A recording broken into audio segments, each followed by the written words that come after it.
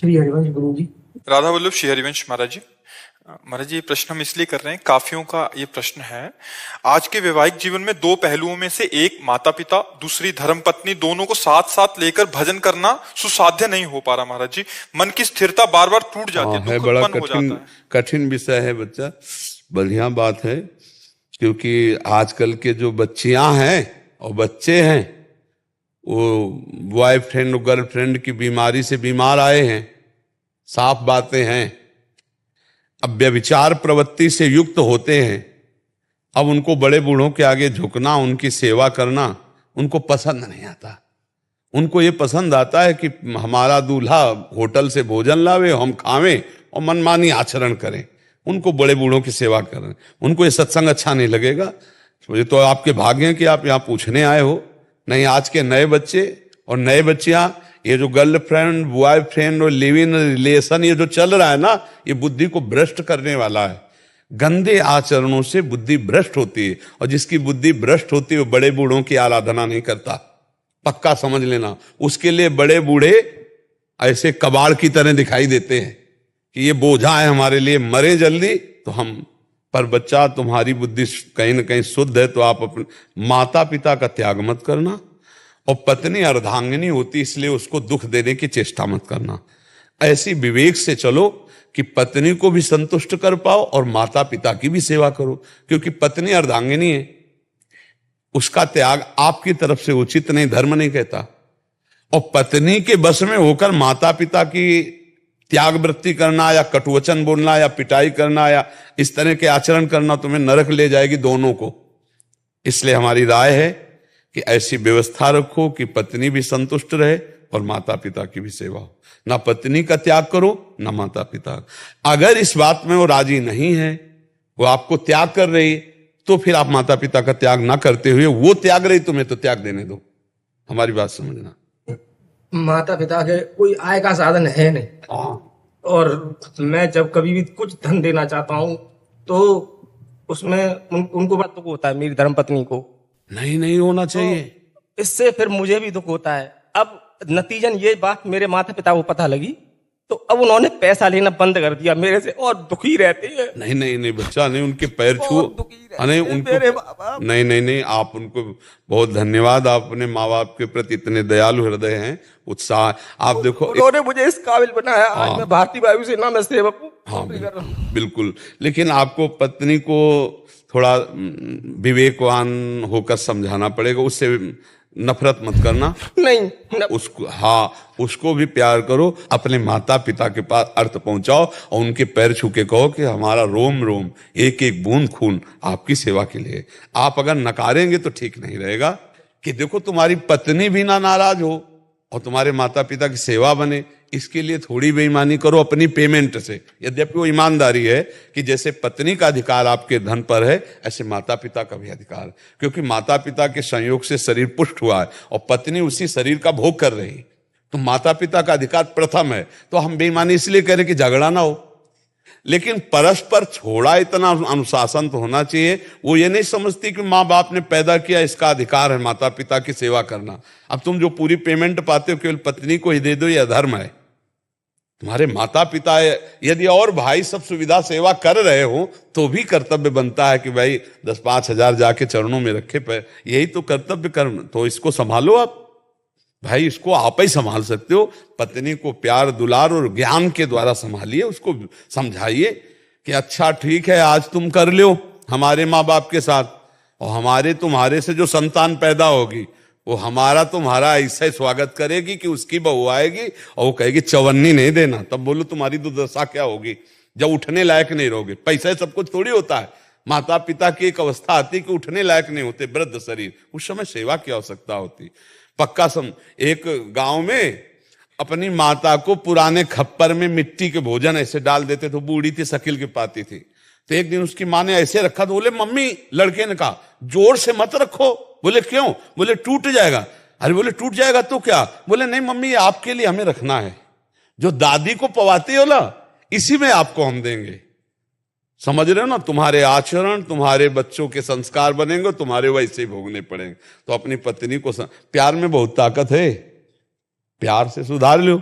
विवेक से सुधार लो, पर माता पिता की सेवा न छोड़ना, ठीक है। हाँ, इसका मतलब नहीं समझना, निगेटिव मत ले जाना। कल हमारे बच्चे होंगे, अगर हमारे साथ ऐसा व्यवहार करें तो क्या उचित रहेगा? तो हम भी तो किन्हीं के बच्चे, उनकी सेवा करनी चाहिए। ये आजकल सबसे बड़ी समस्या हो रही कि नवीन बच्चे माता पिता की सेवा नहीं करना चाहते, बहुएं सास ससुर की सेवा नहीं। बड़ी दुर्दशा है बूढ़ों की। ये आधुनिक पढ़ाई लिखाई बहुत है बुद्धि भ्रष्ट किए, नशा करने लगे नए नए बच्चे, बूढ़े बाड़ों को मारते हैं, उनकी सेवा नहीं करते। आप तो धन्यवाद है कि आप अपने माता पिता की सेवा के लिए सोच रहे हो। हम बार बार ये बातें इसलिए रख रहे हैं कि हमारे समाज को आवश्यकता है आज बूढ़ों की सेवा की। कई ऐसे हमने बूढ़े देखे जिनको घर से निकाल दिया गया है और एक पैसा नहीं और चलने लायक नहीं है। बहुत उनको भगवान की तरह सेवा करनी चाहिए। बूढ़ों को आशीर्वाद जानते हो, भगवान का आशीर्वाद होता है, क्योंकि असमर्थ होते बूढ़े, माता पिता की सेवा करते। इनका एक और है कि महाराज जी, जैसे आप बोलते हैं कि शराब छोड़नी चाहिए, तो काफी लोग छोड़ रहे हैं महाराज जी, जो सुनने को मिलता है, जैसे आपके एकांतिक में और देखने को मिलता है। महाराज जी कह रहे हैं कि दंत चिकित्सक हैं तो बहुत सारे ऐसे रोगी आते हैं जो मुंह में जिनको कैंसर का रोग होता है, उसका मुख्य कारण होता है गुटखा आदि।